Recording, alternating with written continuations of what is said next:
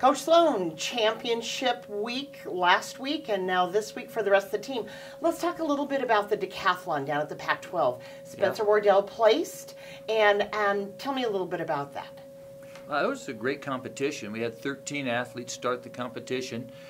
We had Spencer Wardell as junior and Sean Harris as senior. And unfortunately for Sean, sustained an injury in the high jump warm-up and made the attempt to try to get over a bar, but couldn't get it done. And in the lower leg, outside of his lower leg on the side of the calf, and had x-rays of it and didn't seem to have any break or anything in there, but was limiting to the point that he couldn't get off the ground.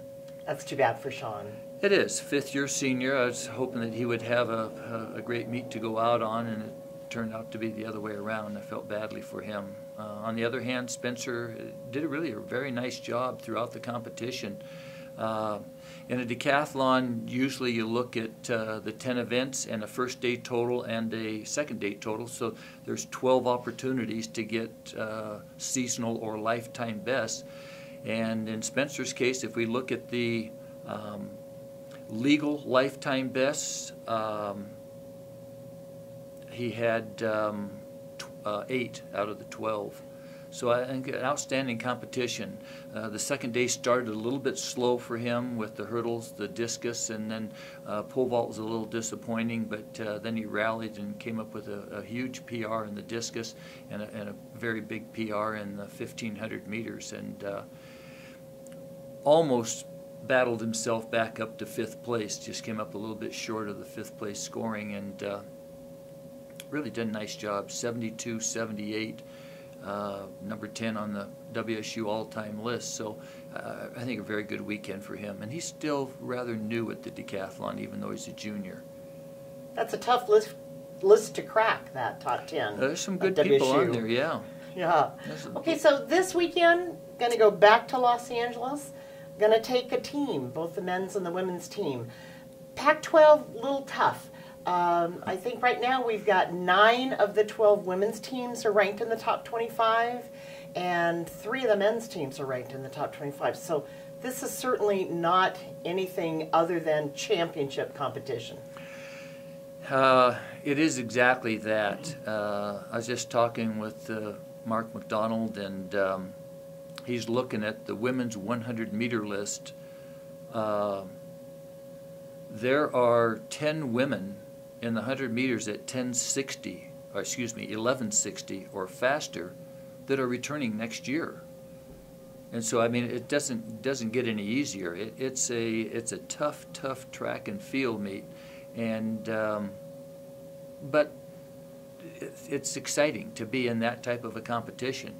And all year long, our men's and women's team have responded from our indoor season all the way through the outdoor season. They've responded well to the challenges that are placed in front of them. So this will be the biggest challenge so far, and I'm sure that we'll be up to the task and we'll compete well. You've talked about team competitions and scoring competitions, that the kids tend to really like those, that they like when somebody keeps a team score. I think so. When they're scoring for Washington State. Yeah, I think that they like contributing to something bigger than just themselves. Some of the meets we go to, you race or jump or throw, and it's all about your performance and trying to improve your best or your seasonal or lifetime best, but it doesn't contribute to anything other than just your own performance. And I think when you're competing, and I like the fact that you're not competing so much against the stopwatch or the tape measure, that you're competing against the people in the other colored uniforms, and that's what it comes down to.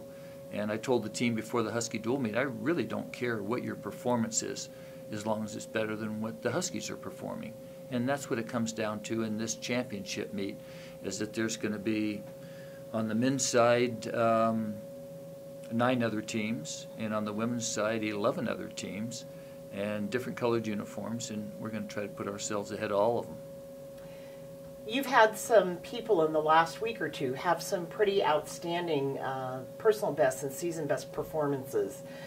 Do you think that there are people that are ready to peak at this championship when it comes to performances?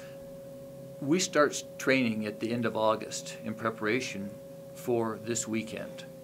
So I would be disappointed if we weren't ready to peak on this particular occasion. And then we need to just keep that rolling for the preliminary round competition of the NCAA and beyond. But this is the big weekend for us. And I think that people are peaking at the right time. The weather seems to be peaking at the right time as well. I don't know how many times I heard people tell me when I was down at USC that, what'd you do, bring your weather down here? I told them, well, if I'd have brought my weather, it would be a lot nicer than it is right now, because we were dealing with like 66 degrees and overcast skies, and back here in Pullman it was 79 to 80 degrees and sunny, so it was better here than it was at USC. All right, well, good luck to the Cougars this weekend at the Pac-12 Championships. We're ready to go.